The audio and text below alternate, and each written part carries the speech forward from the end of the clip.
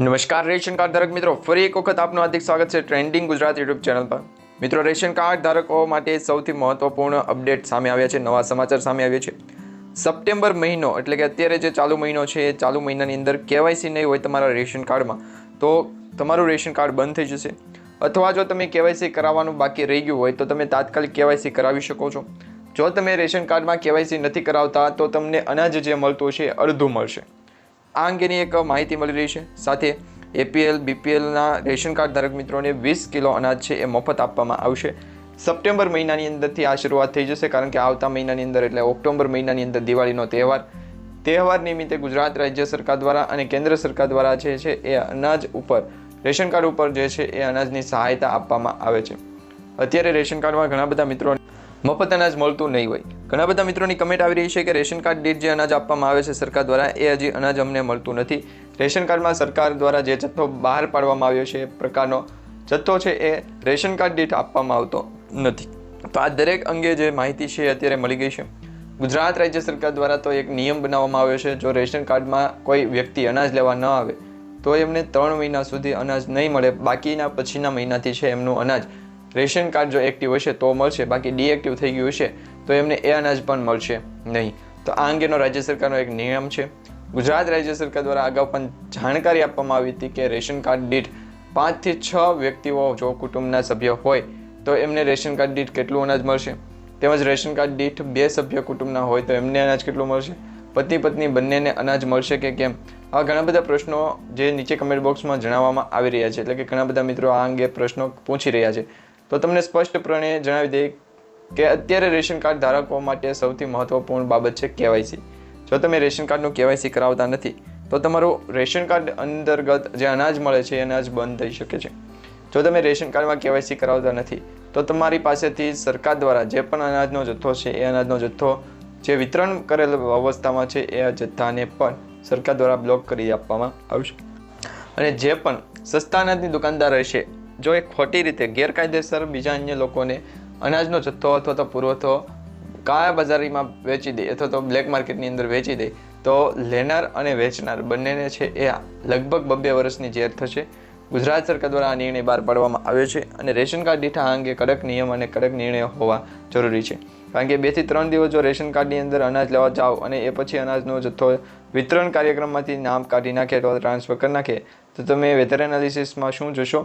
Weather analysis લેબમાં ગુજરાત રાજ્યના જે પણ ખેડૂત મિત્રો હશે અથવા તો એમના જે નજીકના કોઈ પણ કોન્ટેક્ટમાં આવનાર જે પણ ભાઈઓ હશે એમના થકી મુંબઈ અને મહારાષ્ટ્ર બોર્ડર લાગુના વિસ્તારોની અંદર જે રેશન કાર્ડનો જથ્થાનો કાર્યક્રમ ચાલુ રહ્યો હતો એ રેશન કાર્ડ દીઠ હવે અનાજ મળવાનું શરૂ થશે।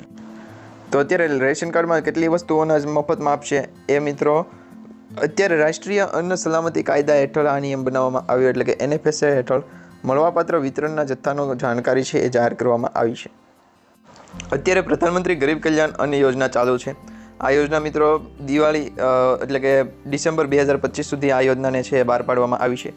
તમને ખ્યાલ છે કે કેન્દ્ર સરકાર દ્વારા આ યોજનાને છે એ ફક્ત રેશન કાર્ડ દીઠ જ નહીં પરંતુ બીજા અન્ય લોકોને પણ જે ગરીબ લોકો છે, મધ્યમ વર્ગના લોકો છે, એમના જે ભરણ પોષણ માટે અથવા તો એમના જે નજીવી બાબતો હોય એ બાબતોને ધ્યાનમાં રાખીને અન્ન અને નાગરિક પુરવઠા યોજના હેઠળ છે એ સહાય આપવાની શરૂઆત કરી હતી।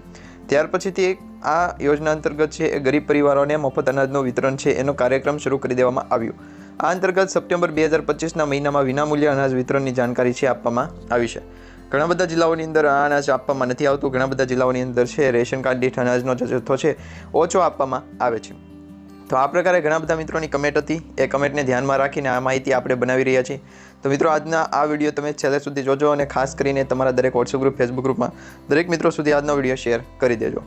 હવે તમને જણાવી દઈએ તો અત્યારે રેશન કાર્ડ દીઠ જે મળવાપાત્ર જથ્થો છે એમાં કોષ્ટક આપવામાં આવ્યા છે, ક્રમ આપવામાં આવ્યો છે અને કેટેગરી આપવામાં આવી છે કે એ કેટેગરી વાઇઝના જે રેશન કાર્ડ ધારક મિત્રો હોય છે એમને અનાજનો જથ્થો એ પ્રમાણનો આપવામાં આવશે। તો કેટેગરી વાઇઝ પણ તમને જથ્થો જણાવી દઈએ અને ખાસ કરીને જે રેશન કાર્ડ દીઠ અનાજ આપવામાં આવશે એના વિશેની ટૂંકમાં માહિતી તમને જણાવી દઈએ। અત્યારે ઘઉં અને ચોખા આપવામાં આવે છે, બાજરી આપવામાં આવે છે, મિલેટ વર્ષની ઉજવણી પણ કરવામાં આવી હતી તો એ મિલેટ વર્ષના અંતર્ગત પણ ઘણું બધું રેશન છે એ આપવામાં આવી રહ્યું છે। તો રેશન કાર્ડ દીઠ અત્યારે શું શું આપવામાં આવે છે સૌપ્રથમ તમને જણાવી દઈએ તો અત્યોદય કાર્ડ, અગ્રતા ધરાવતા કાર્ડ એટલે કે PHH, અત્યોદય એટલે AAY, તો આ 2 કેટેગરી છે, APL 1 અને BPL અને APL આ આટલી કેટેગરી છે। આમ કુલ મળીને 5 કેટેગરી થાય છે. તો રેશન કાર્ડ દીઠ જે 5 કેટેગરીનું વિતરણ છે એમાં સૌપ્રથમ અત્યોદય કુટુંબોના કાર્ડ ધારકોને છે એ સૌથી વધુ અનાજનો જથ્થો આપવામાં આવે છે. ઘઉં, ચોખા અને બાજરી આપવામાં આવે છે. કાર્ડ દીઠ 15 કિલોગ્રામ ઘઉં આપવામાં આવે છે, કાર્ડ દીઠ 10 કિલોગ્રામ ચોખા અને કાર્ડ દીઠ 10 કિલોગ્રામ બાજરી આપવામાં આવે છે. એટલે કે મિત્રો, જો તમારા ઘરની અંદર અથવા તો રેશન કાર્ડની અંદર 5 સભ્ય છે તો 5 સભ્ય દીઠ છે 15 કિલો ઘઉં અને 10 કિલો ચોખા અને 10 કિલો બાજરી આપવામાં આવશે. બાકી માની લો કે તમારા ઘરની અંદર 3 સભ્ય છે તો સભ્ય દીઠ નહીં આપવામાં આવે, કાર્ડ દીઠ આપવામાં આવશે, જેની દરેક મિત્રોએ ખાસ નોંધ લેવી. વ્યક્તિ દીઠ જો અનાજ લેવામાં આપવામાં આવતું હોય છે તો એ તમને જાણકારી આપી દઈશું.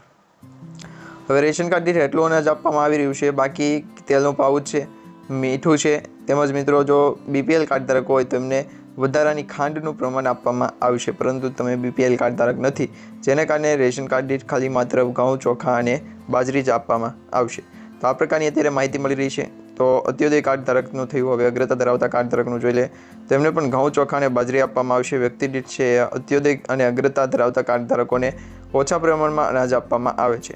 જેમાં અત્યોદય કાર્ડ ધારકો ધરાવતા એટલે કે PHHY જે છે એ કેટેગરીવાળા જે લોકો છે એમને અત્યારે મિત્રો ઘઉં, ચોખા અને બાજરી આપવામાં આવે છે, પરંતુ વ્યક્તિ દીઠ આપવામાં આવશે, કાર્ડ દીઠ નહીં. જો તમારા અત્યોદય કાર્ડ ધારકોમાં 12 નામ હોય સભ્યના તો 12 દૂને 24 કિલો ઘઉં આપવામાં આવશે. સાથે સાથે મિત્રો 15 કિલોગ્રામ સુધીની જે સહાયતા આપવામાં આવશે એ પહેલાં 2 કિલોગ્રામ વ્યક્તિ દીઠ છે ચોખા આપવામાં આવશે. એટલે કે 21 વ્યક્તિ હોય તો 2 કિલોગ્રામ એટલે કે કેટલા થાય તો એ ચોખા આપવામાં આવશે. વેધર એનાલિસિસના એક્સપર્ટ દ્વારા જે માહિતી આપવામાં આવી એ માહિતીને શેર કરીએ તો ગુજરાત રાજ્ય ઉપર વાતાવરણ છે કેટલા ટકા સુધી જોવા મળે. વરસાદની સ્થિતિ તો વાતાવરણની સ્થિતિના ભાગરૂપે અસર પહોંચાડી શકે, પરંતુ ગુજરાત રાજ્ય ઉપર જે વરસાદની આગાહી દર્શાવવામાં આવશે હજી 2 દિવસની વાર છે. 2 દિવસ પછી વાતાવરણ સલતા અને ઘણા બધા લોકો છે એ હેજમરેજ કરીને જ લોકોને હેરાન પરેશાન કરશે. તો આ પ્રકારની અત્યારે માહિતી મળી રહી છે. ગુજરાત રાજ્ય ઉપર વેધર એનાલિસિસનું સૌથી મોટું અપડેટ છે એ જાણકારી સ્વરૂપે આપી દેશે.